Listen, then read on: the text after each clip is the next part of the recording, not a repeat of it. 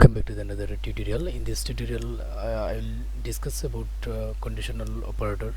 Like that, simply I'll use it here, data property here, just name, my name, until anything use it here.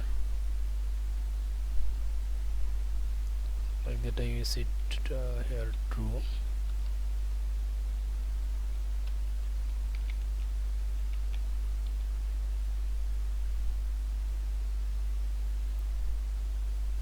And you will notify this issue of property like that Masuk that colon string, then that comma expected, like that here you will use it another comma. Okay, so that's it, and this is error has gone. Okay, so this is the simple issue, so it's don't matter anything here. Okay, so I just use it here this, and just simply I'll change this. So at first change this here like that property, but I will use it another condition here like that is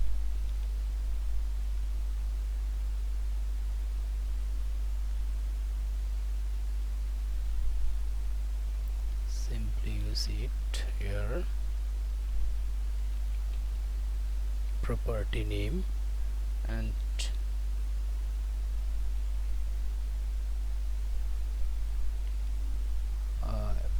else if like that yes,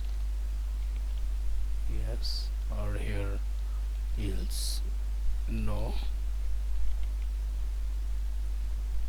Okay, you will show that automatically getting this result here like that seen here yes, then automatically this conditional is work now. Okay, this conditional is working now in the inside of this method. Okay, so just here I'll change this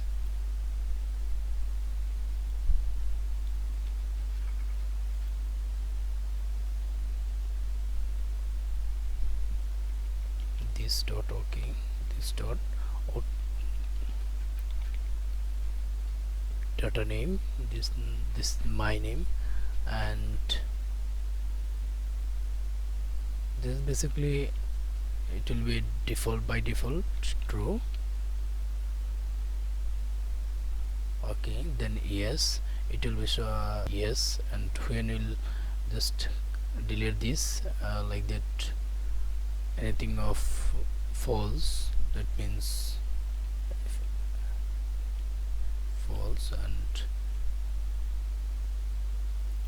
click this, just simply click this, then it will be showing to you just to know. So then that's the basically click event function and getting this method property here result, and use conditional operator inside of this template, and you will result, and you will getting this result, you get this result here. Okay, so that's it, and here like that no. Okay, this result seen here no. Okay, this is the basically very interesting topics. Okay, so just I'll change this another properties name here like that another conditional. I'll add this another conditional like that when not click not event like that this dot property name,